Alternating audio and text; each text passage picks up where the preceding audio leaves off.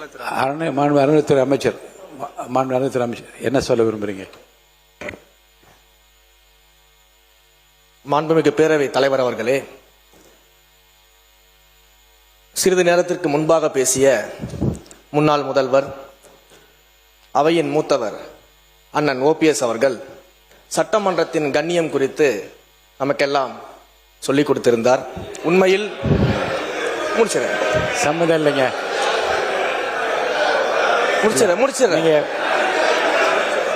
சொல்லிடுறேன். அதையெல்லாம் முதல் முறையாக சட்டமன்றத்திற்கு உறுப்பினராக வந்திருக்கக்கூடிய நாங்கள் கற்றுக்கொள்ள தயாராக இருக்கிறோம். அதில் எங்களுக்கு எந்த விதமான ஆட்சேபனையும் கிடையாது. அதே சமயத்தில் அண்ணா சொன்ன கடமை, கண்ணியம், கட்டுப்பாடு என்பதையே தன்னுடைய மூச்சாக வைத்திருக்கக்கூடிய மாண்புமிகு முதல்வர் அவர்களும் அதற்கான கருத்தை இப்போது தெரிவித்து விட்டார். அண்ணன் அவர்களுக்கு சட்டமன்றத்தின் முதல் முறை உறுப்பினராக இருக்கக்கூடிய நான் ஒரு சிறிய வேண்டுகோளையும் வைத்துக் கொள்றேன். இந்த நேரத்தில் எப்படி கண்ணியம் குறித்து அண்ணன் எங்களுக்கு எல்லாருக்கும் சொன்னாரோ, அதே போல தங்கள் கட்சியினுடைய மாண்புமிகு எதிர்கட்சி தலைவருக்கும் சிறிதளவு அதை நீங்கள் சொல்லிக் கொடுக்க வேண்டும் அப்படின்னு நான் கேட்டேன். ஏன் அப்படின்னா ஏன் சொல்றேன் ஏன்னு காரணத்தை சொல்றேன்.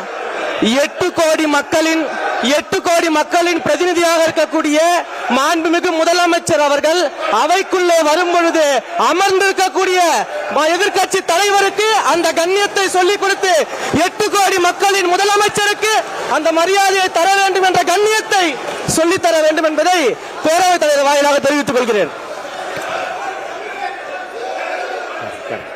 நீங்க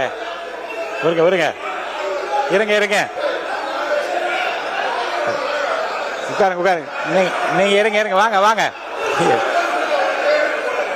யாராவது ஒருத்தர் பேசுங்க. நீங்க பேசுங்களா? அவர் யாராவது ஒருத்தர் உட்காருங்க.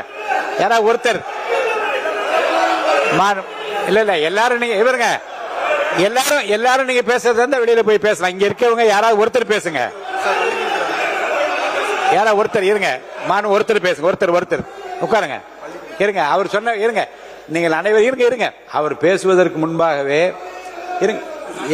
இருங்க பேசுறது. அவர் பேசுவதற்கு முன்பாக எல்லோரும் எழுந்து நின்று நீங்கள் எதை பற்றி பேச போகின்றார் என்ன என்று தெரியாமல் குரல் கொடுத்து கொண்டே இருந்தீர்கள். அவர் என்ன பேசினார் என்பதை உள்வாங்கி இருந்தால் அது குறித்து நீங்கள் தாராளமாக பதில் சொல்லலாம். அவர் சொன்னது நீங்க புரிஞ்சுக்கிட்டீங்கல்ல.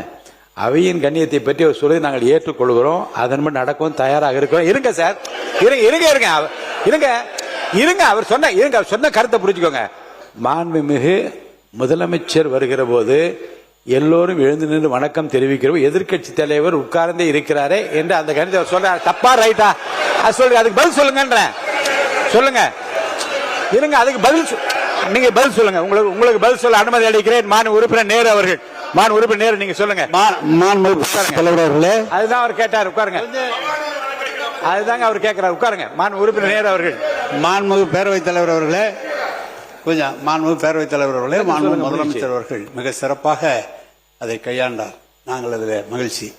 ஆனால் எங்க திருச்சி மாவட்டத்தில் வெற்றி பெற்ற அமைச்சர் அவர்கள் அதை எதிர்கட்சி தலைவரை பற்றி சொல்வார். நாங்கள் கூட 5 ஆண்டு காலம் முதலமைச்சராக தளபதி அவர்கள் இருந்தார்கள். அப்படி தளபதி நம்முடைய முன்னாள் முதலமைச்சர் அவர்கள் இருக்கிற போது, அவர் வருகிற போது எதிர்கட்சியில் இருக்கிற தலைவர் எழுந்ததில்லை. இல்ல கொஞ்சம் எழுந்ததில்லை. எனவே அது ஒரு குற்றக்குறையாக அல்ல, அவரவருடைய எண்ணம், அவருடைய நடைமுறை. அதானே தவிர அது சொன்னபோது அது சொன்னது வரைக்கும் நாங்கள் அதில் ஒன்றும் இல்லை. ஆனால் எதிர்கட்சி தலைவர் கற்றுக் கொடுக்க வேண்டும் என்றெல்லாம் அவர் சொல்ல வேண்டிய அவசியம் இல்லை. அதான் விஷயம். அவை முன்னவர் மாண்பு பேரவைத் தலைவர் அவர்களை, ஏறத்தாழ மணி 12 ஆக போகிறது. மாண்பு உறுப்பினர் அத்தனை பேரும் அந்த துறையினுடைய சார்பாக பேச வேண்டியதை விட்டுவிட்டு அரசியல் பேசிக் கொண்டிருப்பதை மாண்பு அவைத்தலைவர்கள் அதற்கான ஒரு முற்றுப்புள்ளி வைக்க வேண்டும் என்று கேட்டுக்கொள்கிறேன்.